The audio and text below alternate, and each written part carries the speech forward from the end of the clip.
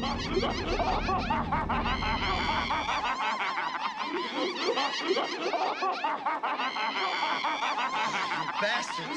Why are you torturing me like this? Why? Ellen had been in some of our amateur movies in high school, and Ellen and Sam were friendly, and we knew each other from high school. So you had a hint, but we never did anything as crazy as that. Well, we did Within the Woods, which is the infamous precursor to The Evil Dead. It's a tool we use to raise the money. And, you know, I did some great running through swamps and that, you know, falling on sticks that were sticking straight up. But, you know, I was pretty hardy, and I didn't feel any need to warn them. I figured, yeah, no, you know, let them deal with it. But, yeah, the problem is with the shorts, you know, they took a weekend and then you recovered. It only got so bad. Here we were, you know, for months and months, it seemed like. Yeah, well, first of all, we were scheduled to go for 6 weeks. It was a 6-week shoot. A 3-hour tour. Yeah, 3-hour tour. And then Gilligan came along and wrecked everything. But what happened was we doubled the shoot. We went from 6 weeks to 12 weeks. That's like Heaven's Gate time. I mean, that's a huge overrun. But on a different budget. On no budget. So the budget went from like nothing to -0 by the time we were done, because we had to get the thing done, and everybody had schedules. They had, you know, college to go to, you know, other lives to get back to, obligations, and so we filmed as much as we could, as long as we could, and I don't think any of us, you know, none of us had been in a feature film. We were all actors, but had never done something of this degree, and obviously had never run up against someone like Sam Raimi. I think the other part of it was that we were all living together. It wasn't just that we were filming, we'd have a day of really rough shooting, or a night of rough shooting, and then go home to our nice little beds and forget about it. No, this was 24/7, the whole thing. Yeah, what we did was, you know, obviously this is well before the Screen Actors Guild tells you what you must do for actors. So like take a break and sleep. Yeah, like have a break and have sleep and hot meals and things. You know, all that boring stuff. Right. And so we decided everyone stayed in one house, and it was a 4 or 5 bedroom home, so it was a decent sized home. But the entire crew and the entire cast stayed there. So I think the women got a wing or something, or a room. A wing. Yeah, like I said, a room. Come on. You're Okay, all right, I know. That's what we called a wing in those days. Yeah, was a room. No. And, you know, so we all slept on the floor. And when I got back from the Evil Dead shoot, I actually slept on the floor of my house for about a month. And my mother's like, "You have a perfectly good bed. Why are you sleeping on the floor?" I went, "Because that's how it was in Tennessee." We were all kind of insane. We had planned on filming that summer. We raised money in the spring, but in Michigan, we didn't know anything about raising money, so it took forever. Summer came into fall, and then we were going to shoot in Michigan, but Michigan has notoriously bad winters, as you all know. So we went, I know, we'll go to Tennessee. It's warmer down there. Well, as soon as we got down there, finally starting in November, mid-November of '79, Tennessee had one of the coldest winters on record, and Michigan had one of the warmest. So we went there to avoid the cold and the wet, and it was miserable. We had cameras freezing, cables freezing, people freezing. We had no heat, running water, or electricity in the cabin we were shooting in. We brought in electricity, right? Yeah, we restored it. What did we do for plumbing? I don't even remember. This was even before the land of porta potties. I think there's your hunk of woods over there. Yeah, and so, you know, me running through the woods at night, it was, what, 40? 35? Yeah. And we were freezing. It was, and the sticky blood would almost kind of freeze and become more sticky. Well, and you couldn't wash it off. And yeah, I had a fun blood experience where we were shooting one night, all night long. And this was a Saturday night, and we're shooting in the Bible Belt here of rural Tennessee, and I couldn't get my clothes off. I had so much fake blood on me. Every time I'd pull to get my sleeve off, I'd take a shank of hair with it. So it was like sandpaper. So we had this rented white pickup truck. So I sat in the back of the pickup truck, looking like Charles Manson, basically, covered from head to toe, on a Sunday morning as people are coming out to go to church. I'm going, "Hi, good morning, good morning." And when we got to the house, to the beautiful, spacious rented house, I walked right into the bathroom, into the shower, and just with all my clothes on, because I had to melt the fake blood off of me. And that was a sexy day. I was just in another horror movie last year, and we also shot at night, and I also ran through the woods and all those things, and it was also low budget, and I was incredibly upbeat and very gung-ho through the whole thing, and other people were complaining. I'm going, guys, Yeah, you have you no have idea. no idea. No idea. We have food. Right. We have a way to get out of the cold. I have This a is place to piece- go to the bathroom. Yeah, this is a piece of cake. So what? You're staying up at night. Well, I just did a film called The Woods. Agnes Bruckner's the lead in it, and you know, she's a 18-year-old, and it was just very funny to show up on the set. She's going, oh, this fake blood. Oh, and she's got like a patch here and a patch here. I'm like, honey pie, wait till you sat under a 55-gallon drum and had it empty on your face, and then you and I can talk. So, you know, we've all been through something that I don't think we will ever be through again.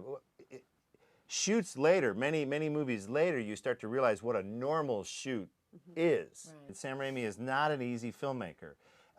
He's finally in a place doing Spider-Man movies where they can finally afford to make a Sam Raimi movie.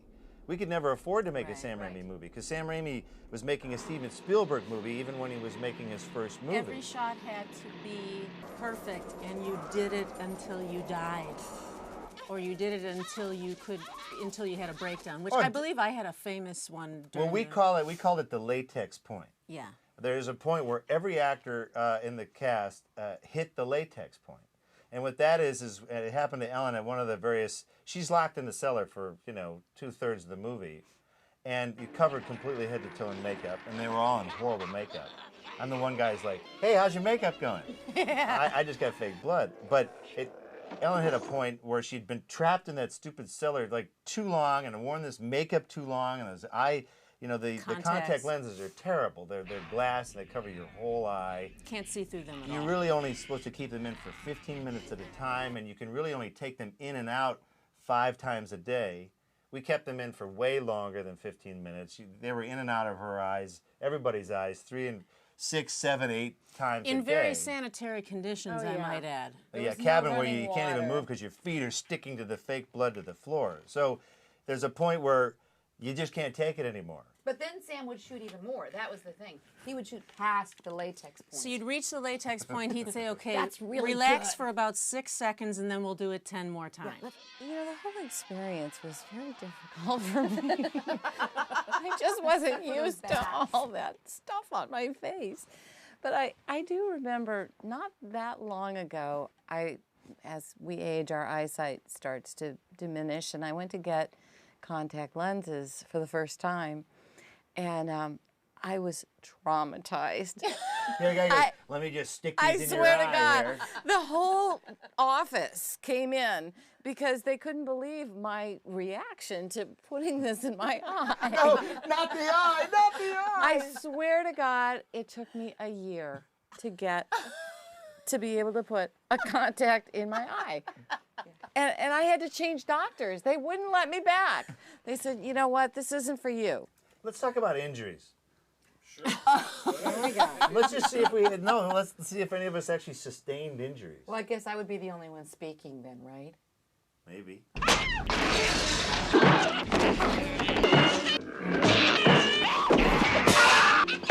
Yeah, there were injuries. You got that right.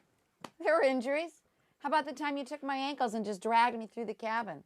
How about it? How about it? And there was real blood. It wasn't Carol syrup on the white nightgown. It was real blood. And they stopped and they said, Betsy, did that hurt? Once I got my breath back, yeah, just a little bit.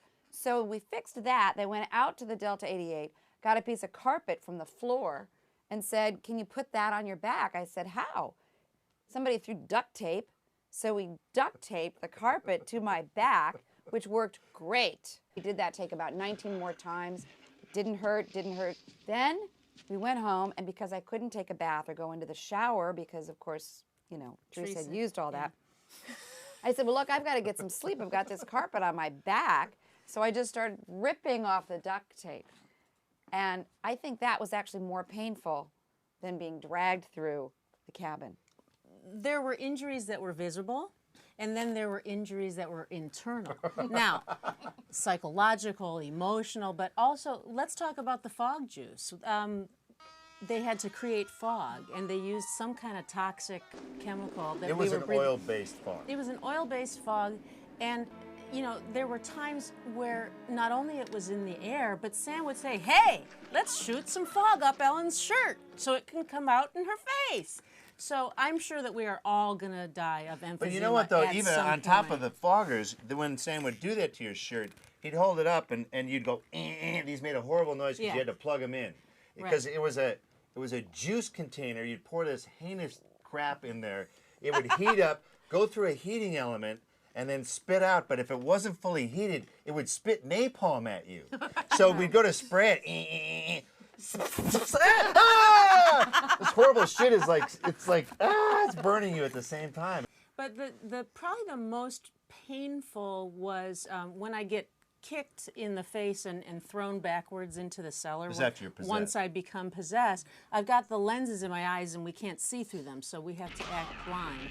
And I had to fall into like about a 4 by 4 foot hole where there was some people in the hole with a blanket stretched out that I could fall into, you know, which was really nice of them, that I didn't have to fall onto the dirt. So, you know, needless to say, I missed the hole a few times and I flung myself back and smacked my head. That hurt. I do have some injuries I'd like to report. Oh, Okay. Yeah. Some things. Yeah, you know, they got hurt. Yeah, they got hurt. I actually got hurt not filming one night where we finished a scene where I think I lopped, you know, Betsy's head off with a shovel, and her neck spewed blood all over me. So I'm like, hooray, this stupid scene is done. And I ran down this hill joyfully, went, ha-ha! Ah! I landed completely wrong on my ankle. And of course, we're not done filming. We have like hours and hours left. I think I broke my ankle. I mean, it was a massive sprain. And I was in so much pain, I started laughing. I started to go, ha, ha, ha, ha, because I was going insane. I couldn't put any weight on it. And so Sam and Rob, this is the producer and the director and the writer, Sam Spider-Man Raimi, grabbed a stick. They both grabbed sticks. This is like, what's the film with all the kids on the island? Lord of the Flies. So they cornered me in a back room with these sticks, and I was laughing because I was in so much pain. They thought I was laughing because of the gag they were pulling. So they're going, "Hey, Bruce, how's your ankle? How's your ankle?" So they're poking at my ankle, and I'm going, "God, stop, stop, stop." And what they don't realize, I was really begging them to stop. I was like almost at tears, stop. And they thought, he loved this, he loved this. And then we have to shoot a scene where I come in and be tender and kiss the possessed, you know, Betsy lying down. And you can see me limping in the shot. There's absolutely no question about it. And then later, after pretty much all the actors were gone now, everyone had to do stuff. So we still had like 2 weeks of shooting left. So we got a local actress named Barbara Carey, who we saw in a play once. And we went, she's fine. Put a wig on her. She'll be great. She's perfect for Betsy. So there's a scene where she comes out of the grave and tears up my leg. And so she had long fingernails at the time. And Tom Sullivan, the makeup guy, did an appliance here. She has to scratch and scrape while blood is coming and spitting out. And that appliance, like, when I took it off, it like took some hairs off and left some horrible deposit of something in one of those follicles. And over the next 2 weeks, I started to get this awful like boil on my leg. And someone finally went, "What's wrong with your leg?" I went, "I don't know, it's something from the thing we shot the other couple of weeks ago." "Well, look at that." And we went, and I squeezed out the most disgusting combination of pus and latex that you've ever, I almost vomited on the spot. It was the grossest thing I'd ever seen. And someone was there to witness. They were like, ha, ha. So, and then the woman who did that, she had these long fingernails. She had to scrape, and Sam kept going, "Keep scratching. What's wrong with you? Keep scratching like this. Angry, you're angry at him." And then we see her off to the side after the shot. She's going like this, turned away from us like 20 feet away. Because when you're not in the light, it's dark out there. So she was quietly weeping to herself. And I thought I was going to come over and say, "You didn't hurt me. Don't worry about me." she goes, I'm not. She held up she had bent back 2 of her fingernails, like completely back. And she didn't want to tell us because she like didn't want to be fired or whatever. And I'm like, oh shit. So we had to like tape it up and all that. She's, no, I'm fine. I can go again. So like, of course, the next take, you know what her fingernails are feeling like. It's like. Well, that was the whole thing, is that none of us felt like it was like a contest, you couldn't break down. It was a test of how tough you would be. And Sam took every advantage of when you had just had it, when you were losing it, and used that. Knowing that you were at the end. Knowing, yeah. And then he would come up with his sweet, how you doing, Ellen? Hey, pal, how's everything going, buddy? Yeah. You okay? Yeah, exactly. Pal. Everybody's pal. Everyone's a pal. We actually love Sam. We don't we think he meant anything by this. He's just very driven. He's had to get the right shot. He's the most driven filmmaker I think any of us have ever worked with. And the funny thing is, if you can do a Sam Raimi movie, you can basically do any movie. We did manage to have some fun. There was an evening where we went out to a local club, and we were in a dry county. So you can't just go get a bottle of hooch at the local store. We were drinking moonshine at this point because the local guy said, man, well, we started it. Hey, we're from Detroit. We've never had moonshine before. Right. We hear you guys make it down here. Well, yeah, I can get it, but I don't know if you want to drink it. Yeah. And so a local guy, Gary Holt, who was the man who his favorite line was, I think I can work that out. So he shows up with a mason jar full of moonshine, which doesn't get you drunk, actually. It makes you insane. You yell loud and punch things. And the way you test moonshine is you pour it in the lid and you light it on fire. Yeah. If it's a soft blue flame, it's good. If there's an orange flame, it's been distilled in a car radiator. So you probably want to avoid that. So he tested it. Look, see, here right there, it's a soft blue flame. His other trick was he'd shake it, and little tiny bubbles, he'd go, tiny bubbles, no troubles. So we were like, okay, bring it on, sucker. We'd pour it into styrofoam cups, and the cup would slowly melt. It would bead up on the outside of the cup and would start to collapse on itself. And we realized, that's good if stuff. it's taking styrofoam back to its native components, what is that doing to our stomach? So we started to throw it on the fire just before we rolled film to give it a big whoosh and to make the fire look really strong. That was the only use. So one night we got liquored up and went to a club. This was a private, secret club, and this is what the South is all about. They don't have open parties. They have private parties. So we went to this club, and I was dancing with a Southern girl, and my pickup line was, ever danced with a Northern boy before? And she rolled her eyes. She's like, no. I went, come on, baby. So we were dancing and falling down on the dance floor. We would get up, and she would trip me, and then I would trip her. And I thought she smelled really nice. And I said, hey, what's that you're wearing? She goes, Ivory soap. And then we fell down on the dance floor, and I don't remember the rest of the evening. I woke up in women's clothing. But so we had a couple of crazy nights. But really only a couple. I mean, we really only, I can think of maybe 2 or 3 times that we ever went out. We did go to a tobacco farmer's home and rode go-karts around. We had Thanksgiving at a local family. That was fun. And these guys, they take Thanksgiving seriously in the South. They had our whole cast and crew. I think it was like 17 people came over to this one house to have Thanksgiving. And, we were starving. We were always like, there was no food, there's no nothing. We also had the joy of, some of the men took the duty of who would watch the cabin at night. Mm-hmm. Because what's funny is, in the rural part of Tennessee where we were, we went home for lunch every day, or had it brought to us sometimes. But when we had to leave, we had a 16mm camera sitting there, a Nagra recorder. These are all fairly expensive pieces of equipment. And then we had a toolbox. And we came back after filming, after going back for a lunch break, all the tools were gone. The camera was untouched. The tape recorder was untouched. All the film equipment was untouched because they probably went, what's that do? Well, I don't know, but there's a skill saw over there. Hey, there's a hammer I can use. So they stole all the regular tools, and we were obviously being watched from the hills. We would look up. One night we saw 2 guys squatting up in the hills who wouldn't say anything, and they would disappear if we would go to approach them. So we were being watched, and we would take turns who would stay over in the cabin after filming that night to protect it from the people stealing power tools. So Sam had the duty of sleeping over one night, and I was bringing groceries down to the cabin the next morning.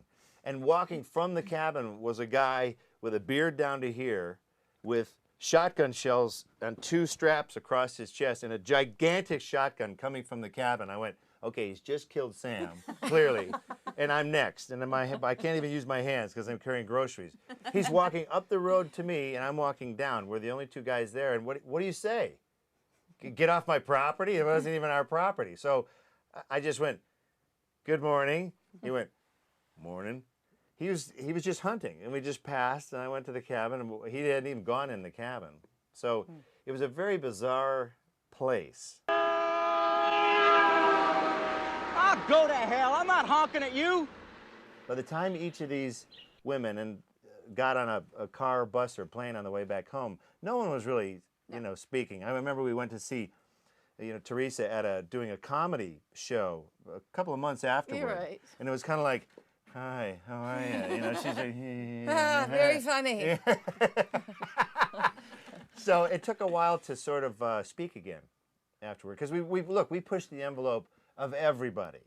This whole shoot was that, and the strange thing was, I think some of that translated into film. I've got shots of me in the movie. I'm 21 years old, and I look like I've been up on an all-night bender in some of the shots in the movie, because we basically were. Well, Sam ended up looking like a homeless person by the end of the shoot. I enjoyed watching him grow scruffier and scruffier as the shoot went on, and the bags under the eyes, and he literally looked like he had walked out of a swamp. What was the premiere like for everybody? Shock.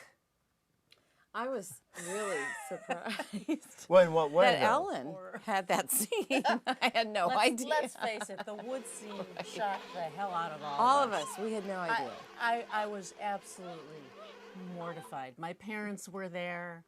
In fact, the story of the evening was my. I remember this. My when it was over, one of my mother's, a person who knew my mother, just kind of walked up to her and said, "What we have to deal with our children." That's all she said. Well, I actually wasn't at the premiere. I was doing an auto show. Because you had to go back and make like real money. Yeah, yeah. Well, we had, when we did our premiere, it was at an old theater called the Redford Theater in Detroit, which we always loved because it was a huge theater. It really was, and it was packed. People showed up. It was open to the public. And we thought, oh my God, well, we'll see what happens. Who knows? We had no idea what the reaction would be. This is before test previews, getting idiots at malls to come out and watch your movie. This was just whoever wants to show up. And we got word after the show that an elderly woman wanted to speak with us. Oh. And we went, oh no. And this woman, I'm not kidding, was 80 years old. She goes, I had nothing to do this evening, and I thought I'd come and watch your movie. And we went, oh, crap, here it comes. We were going to get the finger-waving thing. And she goes, I was having a really bad day, and I have to say, I thought it was great. Because she laughed her ass off through the whole movie. Well, that's the laughing what came as a real surprise. There were so many people laughing. And when we made the movie, we didn't think there was anything funny about it. No, it was a melodrama. I mean, it was... We can't bury Shelley. She's a friend of ours. It's only now that we laugh. Well, I have to say, we've sort of stayed in touch over the years after the hate sort of calmed down a little bit. And since the ladies of the Evil Dead have come more into their own as an entity, we have stayed in touch. But I think it was really fun because we didn't always get everybody together. We'd get 2, 3, or the ladies were together, or I'd show up sometimes. But this was all the cast members in Royal Oak at a theater that we had gone to as a kid. And I have to say, I really enjoyed it. I mean, I enjoyed their company because they're really good sports, and they went through an incredible amount, and I'm glad that they're still here. Still alive and not soon. Well, and I don't think any of us had seen Rich, a.k.a. Hal Delrich, a.k.a. Scotty. And so it was great to see him. I think Rich was kind of astounded because after the movie, he went back to his regular job, and he has a quote-unquote regular job today. In the flooring business. And to him, this was, when he showed up, he was like, what is this? You know, here he was in this crappy low-budget horror film eons ago, 25 years ago. And now it's like, you know, people are lining up and they have memorabilia and there's been 2 other sequels. He's like, what the hell is going on? Why do you think, Bruce? Why do you think the film has been so successful? Okay, I think the film was successful because of Bruce. That's because of you. Is that a personal opinion? Only. Okay, I'll explain the real reason why Evil Dead is popular. We live in a country of moderation. Everything is rated. We have rules. We have signs. We have regulations. Evil Dead is a no-holds-barred, kick the doors out, gross your face off sort of horror flick. This is a horror film where it's just going to get worse and worse and worse. And there are no holds barred. People are going to die. Their heads are going to come off. Blood is going to gush. And nowadays, you don't see that as much. You know, it's just a unique experience. I just feel like we've lived through something that nobody else has. It's safe to say that the thing that has kind of been fun to watch over the years is when it was first done, it was really known as a shock movie. I mean, it was put in the same category as Texas Chainsaw Massacre, Night of the Living Dead, these unrated, really scary, gross films. It was banned in much of Europe for years. There were court cases. People were fainting and vomiting and stuff like that at the showings. And now it's at Kmart. Thank God the whole thing makes me laugh now, or else I'd probably slit my throat. Because I did spend many years being very embarrassed about it. And really, when we shot this thing, we didn't think anybody was ever going to see it. So what did it matter? We didn't think it was ever going to come out. We didn't think anybody would ever see it. Video wasn't around at the time, so we thought, okay, so they'll show it in a few movie theaters in you know, Yehuppets, and then it'll be over. So after the years of being embarrassed and slightly humiliated, then having a sense of humor about it and being able to like just be a normal person here but also be this star of Evil Dead is a lot of fun. Just being with each other, it's almost like going to your high school class reunion every time we get together. Because you know how in high school, when there's some real challenges that you go through, but you did it and you did it together, and now you can look back, and that's sort of the way it feels every time I see this group. It's like we really bonded. Kumbaya.